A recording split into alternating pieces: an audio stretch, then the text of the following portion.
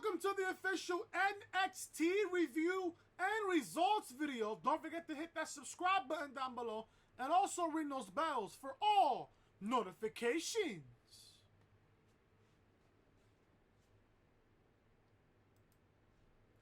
Ladies and gentlemen, class is in session. Now, I want you guys to get your thumbs ready. Thumbs ready, people. Thumbs ready. I got a simple 5-question pop quiz for you guys. And right answers only, people. Right answers only. Question number 1. Hope you guys did your fucking studying. Question number 1. A true or false question.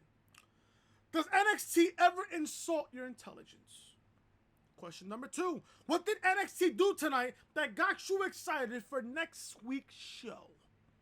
Question number 3 is a yes or no question. When it comes to an NXT takeover show, do you want more out of NXT coming out of a takeover? Question number 4, another yes or no question. Should Vincent Kennedy McMahon step down as CEO of WWE? Yeah, all the fucking cretins and all the fucking degenerates out there thinks that Vince McMahon's a fucking genius though, right? Yeah. Sure. And question number 5. This is an opinionative question. When would you have Triple H take over the WWE? If you was a creative writer, and if you was to build an angle between the main roster and NXT, would you want that angle to officially start after SummerSlam? That's what I thought about. I bet nobody in the YWC or the IWC has even thought about that. What if they started an angle? What if they started an angle between NXT and the main roster, and you have NXT literally take over the entire company? Ooh. Yeah. I bet nobody's thinking about that though, right? I bet. Can I just say something before I begin NXT review? Now, I hope you guys answer all these 5 questions down below in the comment section. Right answers only, people. Right answers only. Now, damn, does Damien Priest look good tonight? Now, I'm not really, saying this in a bad way. I'm not really saying this in a bad way or anything. But Damien Priest, this is a character I can get behind. Now, I'm gonna speak factual things here. Damien Priest tonight in his debut looks better than any other champion right now on the main roster. That is factual. Damien Priest looked good in his NXT debut tonight. Damien Priest looked good in his NXT debut tonight. He looked a whole lot better in his debut. He looks a whole lot better than any champion on the main roster. That's a hard dose of reality. That is facts. And I said this on Twitter as well. The first half hour of NXT was better than 5 hours of main roster television, including Raw and SmackDown. Don't at me. Just facts. Just facts. Oh, you think Vince is a fucking genius? Oh, we'll go over the ratings that SmackDown did on Tuesday. Oh, just know, I think Fox, NBC Universal is going to want to rethink their deal with WWE. We'll talk about that on Friday's episode of the Reality Podcast on Friday's episode. Episode 33. It's going to be a doozy of an episode, folks. It's going to be a fucking doozy. NXT tonight. We're going to talk about NXT here on the channel tonight, here on the review. NXT was a really good show tonight. It was. And like I said, the first half hour of NXT was better than 5 hours of Raw and SmackDown this week. I've had people literally hit me up on DMs telling me, Chris, don't waste your time doing SmackDown review. I said, why? SmackDown, from what people told me on both group chats and individual people DMing me on Twitter, telling me, oh, SmackDown was a complete waste of time. Don't waste your time on a 45-minute, 50-minute video on a show that was a completely waste of everybody's time. It was that bad? Really? I saw TM's review. I saw JD's review on SmackDown. That told me nothing less. And mind you, I got home last night at midnight last night. The Yankees and Rays game at the stadium last night got into a rain delay, almost an hour and 20-minute rain delay. The game started at 8:20. The game ended around close to around 11. Like 11:30, 11:45. I didn't get home till like 12 o'clock, 12:30. And I said to myself, fuck it. I am not doing SmackDown review. Now, I was going to do SmackDown review today if the game got postponed today, this afternoon. If the game got postponed, I was going to give you guys a double upload. SmackDown and NXT. The game got started right on time. Fuck SmackDown review. So there you go. Reason why I didn't give you guys SmackDown review was because people told me it was a complete waste of time. So if people say that it's a waste of time, then I'm not going to waste my time sitting here in front of this camera, in front of this microphone, and review a show that is just a waste of time. But NXT tonight, I keep saying SmackDown. I'm fucking bugging here. NXT tonight.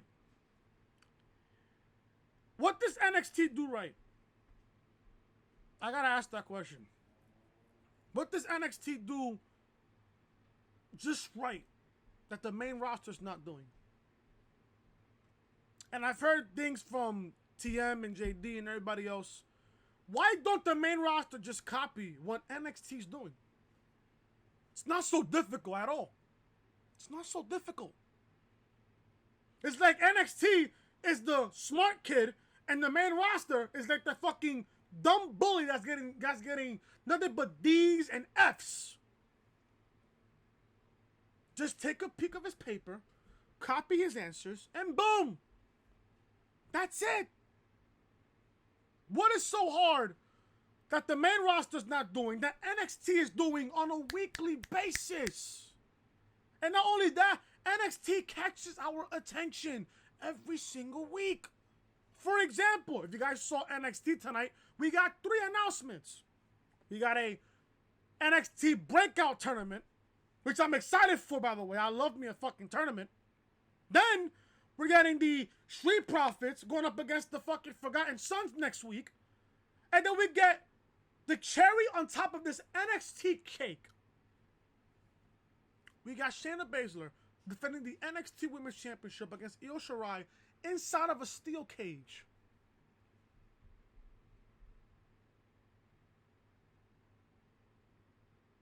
You already got my attention there, Triple H. You already got my attention, Papa H. Already. You got my attention. You got my attention. Now, with just those little tiny things that NXT's doing, it got you hooked, it got you excited to see more, and it got you excited for next week. Has Raw and SmackDown ever got you excited about next week? No. If you ask that to the casual, degenerate, cocksucking individual that loves Raw and SmackDown every single week, they'll give you that answer. Oh, yes, Chris. SmackDown and Raw is going to be interesting next week. How? Are you getting a women's championship match that's going to be inside of a steel cage? Are you even getting a tournament on the main roster? No. And can I ask, when was the last time we got a tournament on the main roster? When was the last time? When was the last time we got a tournament on the main roster? I bet at least 98% of you folks do not even know the answer to that question. NXT, we get what? The Mae Young Classic, the Dusty Rhodes Classic, the Breakout Tournament that's going to start next week. I can't wait. Now, people are saying, oh, this is going to be a long summer for the main roster, but NXT is the end of the light of the tunnel. You know when you're going through that long road of a tunnel and you see that little bright light there? That's NXT. The bright light is NXT. People are going to say, oh yeah, this is going to be a long summer for the main roster. At least we have NXT to hang on to. And for example, we have NXT TakeOver Toronto coming up in less than a month and a half. By the way, I seen the card for NXT TakeOver Toronto. I'm not going to spoil nothing, but just know, and this is coming out of my mouth, and I'm speaking the goddamn truth on this. NXT TakeOver Toronto just may be, if not, it could be better than NXT TakeOver New York. The road to NXT TakeOver Toronto is going to be fucking phenomenal. Phenomenal. And I can't wait. Strap on to your seatbelts, folks. Grab yourself a large popcorn and a large beverage. Because the road to NXT TakeOver Toronto is going to hit you faster than an Aleister Black mass. Literally. Literally. This is the official NXT review here on the channel.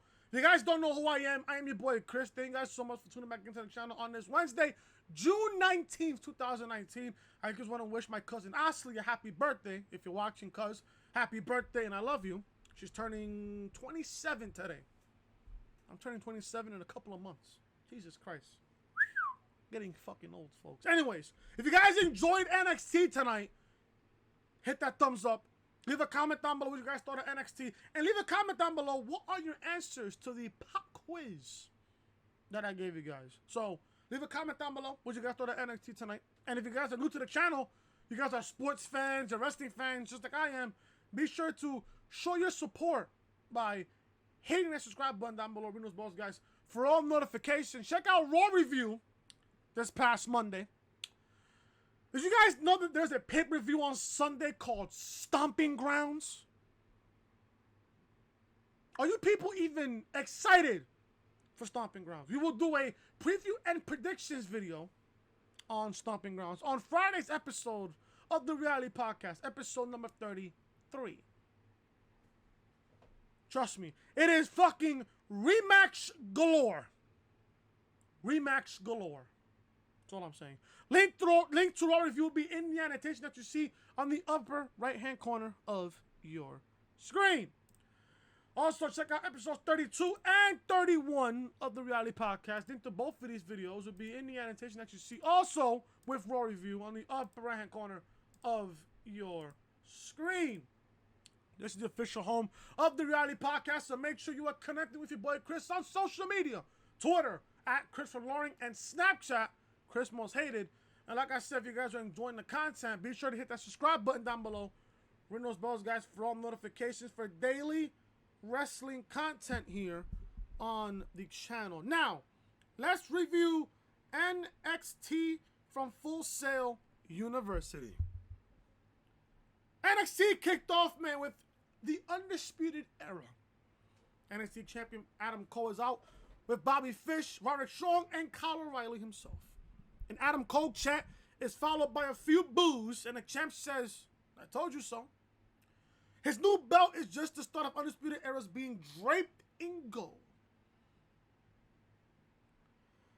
It takes what they want to take anyone out who gets in their way. Cole kicks into a video. He says, should start the show every single week. A reworked intro that is nothing but highlights of the group with the same NXT theme song that you hear on the intro every single week. Which I love, by the way, which I love. If anybody knows that band and the song of NXT's intro, please leave it down below in the comment section, please. I would love to know what the song is called. I love it. Love it. O'Reilly says it was just something he threw together last night, was just a thank you Kyle chant. He tells the current North American and tag champs to shine up their belts real pretty for Kyle O'Reilly, Roddy, and Bobby. And once they have those, no one, not Mr. Regal, not Triple H himself, will be able to touch them. I got a feeling we're going to get an Evolution version 2. I think at some point during 2019, either at TakeOver Toronto or TakeOver Chicago, I think all 4 members of Undisputed Era will carry gold. Will carry gold. Because if you think about it, you look at Triple H and what he did with Evolution back in 2003. Armageddon 2003 to be exact. Triple H held the World Heavyweight Championship. Randy Orton carried the Intercontinental Championship. And Batista and Ric Flair carried the World Tag Team Championships. They carried all the gold of Monday Night Raw back then. I think Undisputed Era at one point in 2019 will be draped in gold at some point in 2019. That brings out North American champion Velveteen Dream.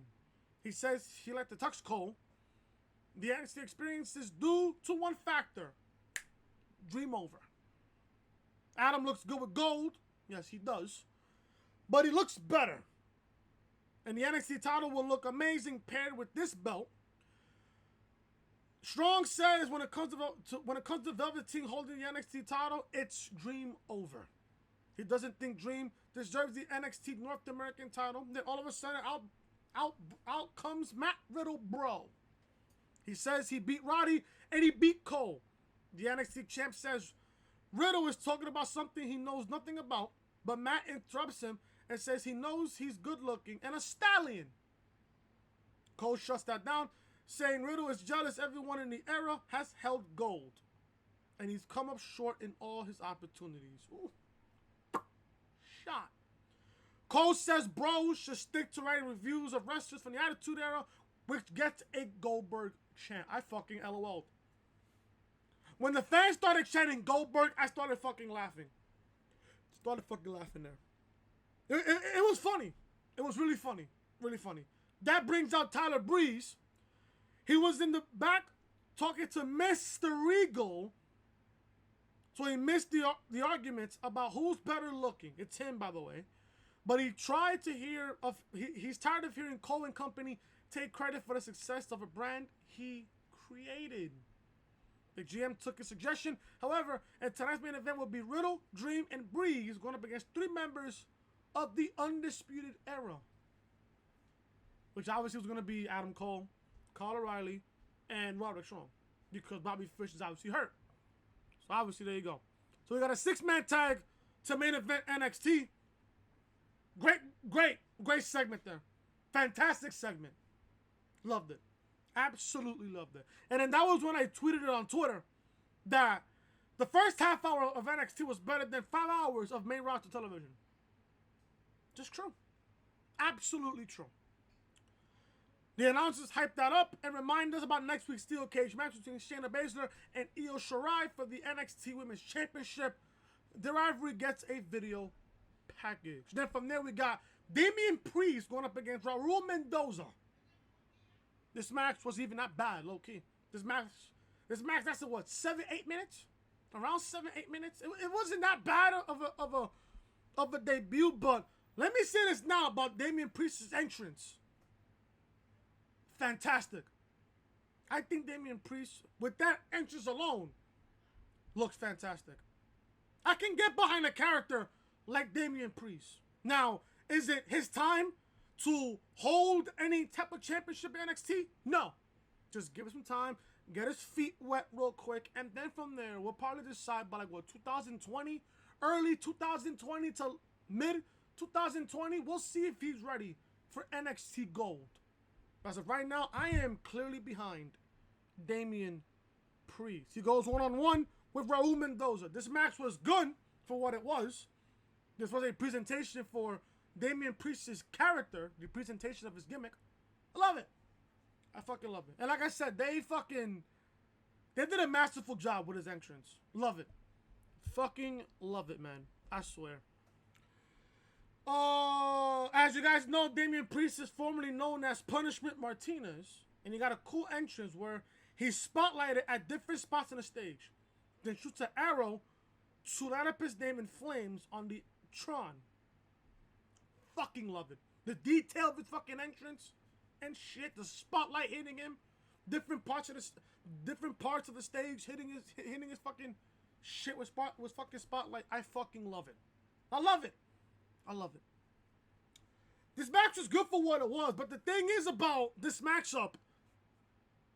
Yeah, sure, you can give Raul Mendoza a little bit of fucking offense, but at the end of the day, Damien Priest never got off his feet. Which was really impressive, by the way. Really impressive. Damien Priest wins. He defeats Raul Mendoza via pinfall with a rolling cutter. Raul Mendoza tried to take him down off his feet. Didn't even try. And like I said, I want to see more of Damien Priest. I want to see more. Feature him more on television. Get his feet wet. Then from there, people will start to see if he's over or he's not over.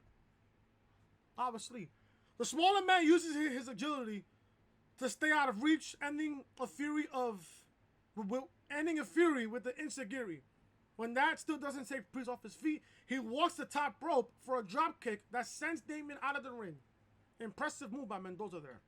He gets caught on a follow-up tope, however, and thrown back fresh into the apron. He does an arrow gimmick again, which delivers a spin kick to set up his finisher, which was the rolling cutter.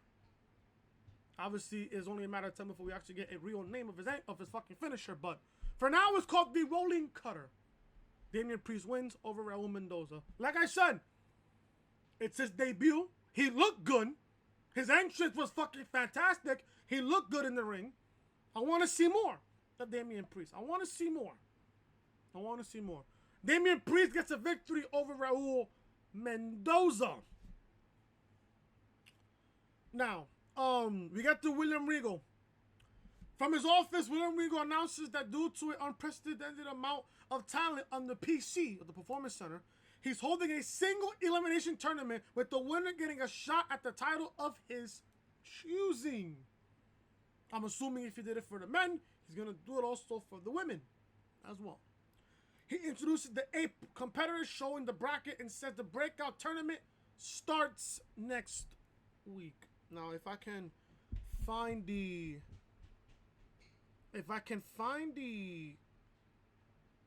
breakout tournament. Give me a second here, guys. If I can find the breakout tournament bracket. Let me see if I can find it. Now, I'm not going to give you guys my predictions on the breakout tournament. I'm not going to even give you guys my prediction on it. But if I was to choose... Now, I have the bracket here. It's going to be, obviously, on the left side of the bracket. It's going to be Jordan Miles versus BOA. And then Isaiah Swerve Scott going up against Cameron Grimes.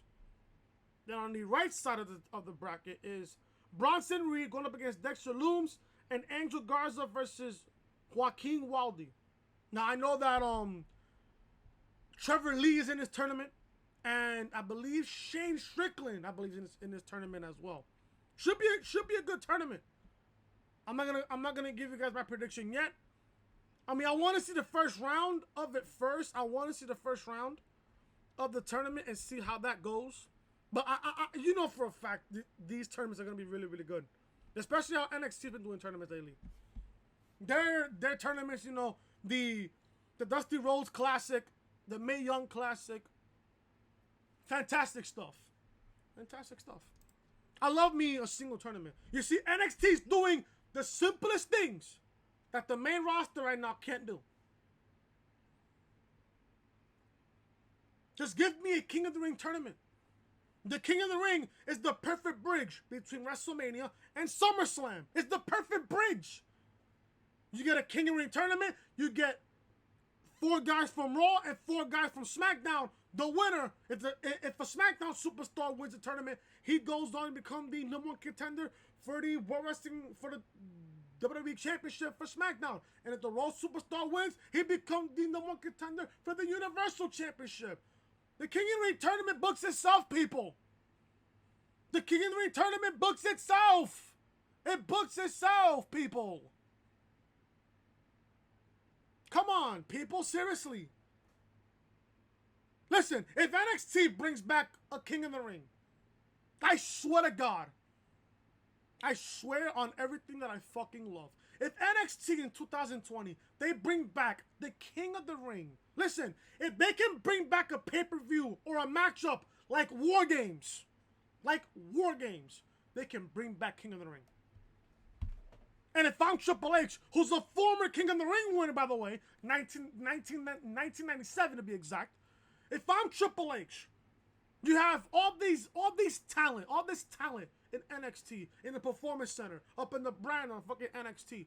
Do a King of the Ring tournament.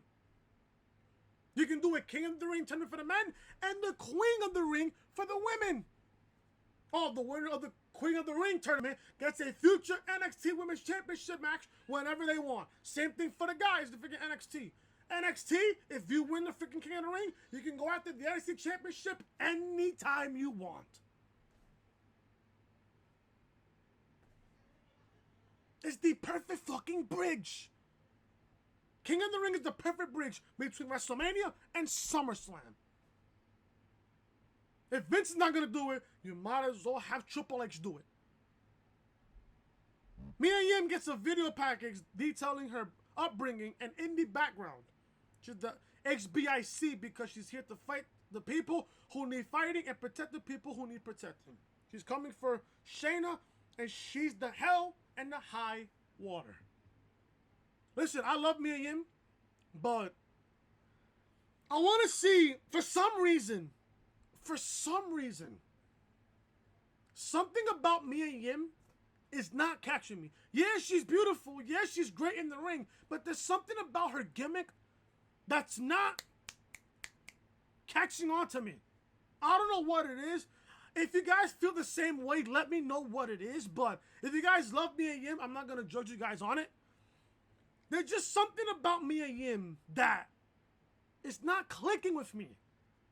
Yeah, sure, and like I said, she's great in the ring. Yeah, she's beautiful.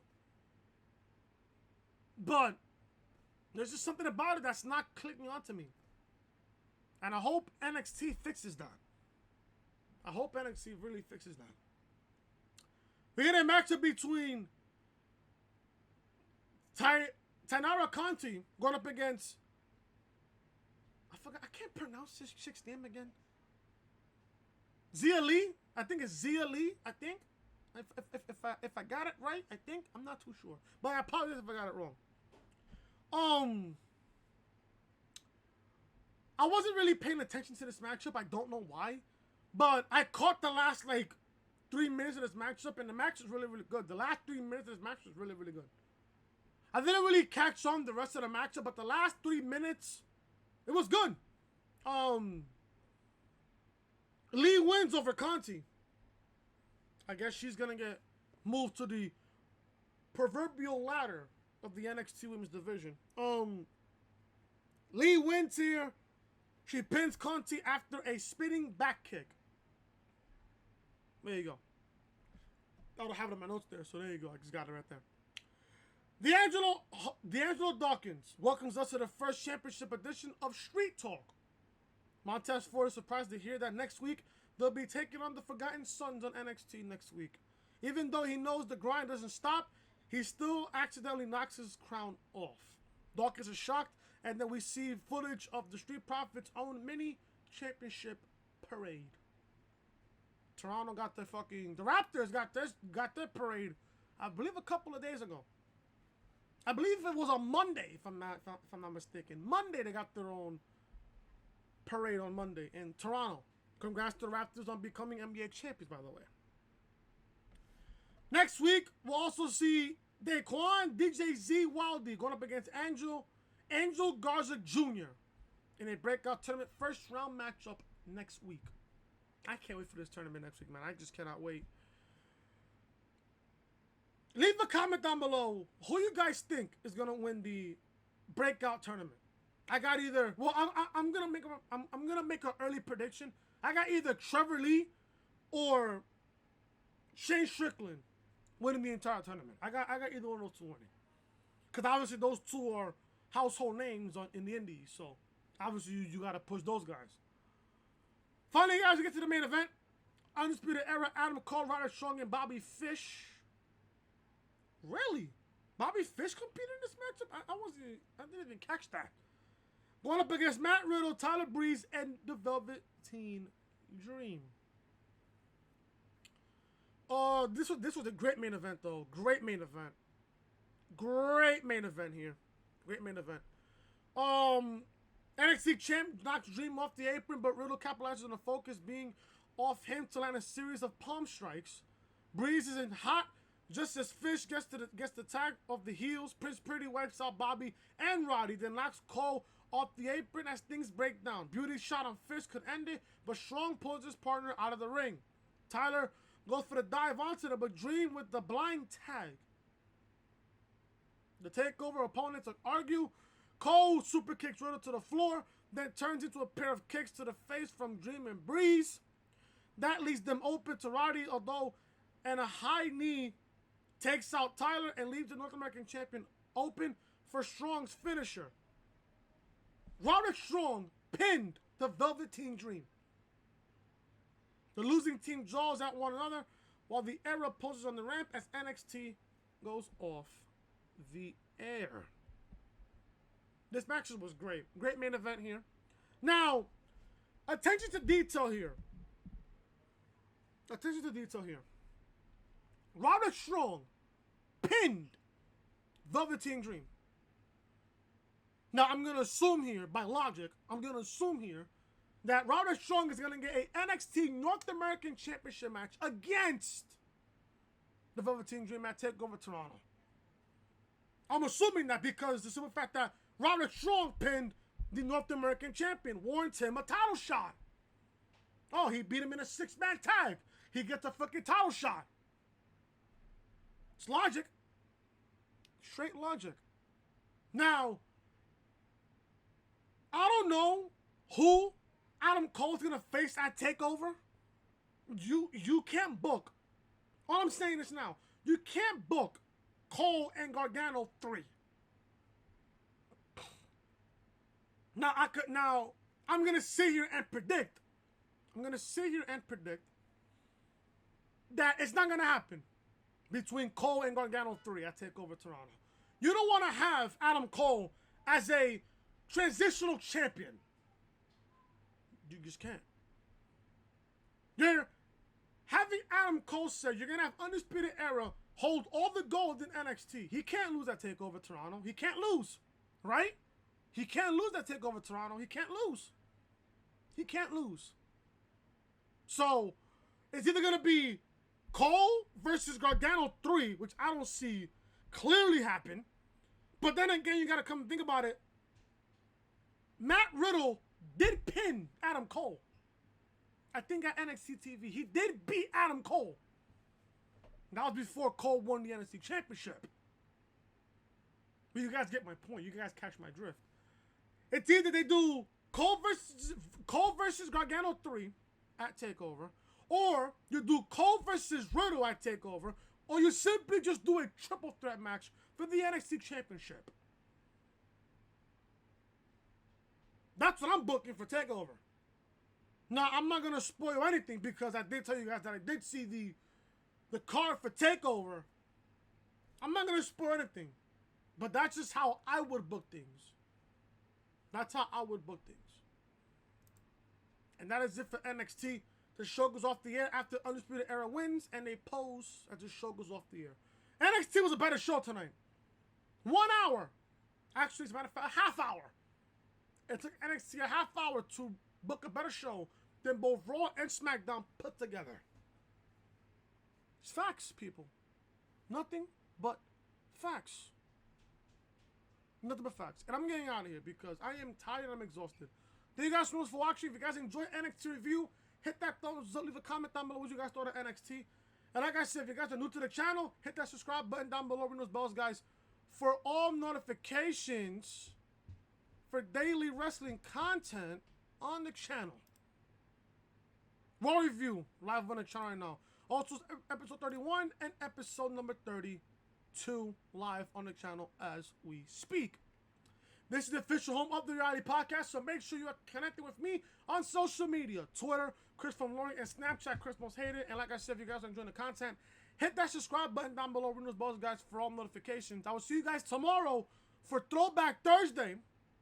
I'm not going to tell you guys what pay-per-view I'm going to review, but should be a good one. Just know. Anyways, I will see you guys tomorrow. Leave a like, comment, subscribe, and share the video all over social media. I'll see you guys tomorrow for Throwback Thursday. Till then, talk to you guys later.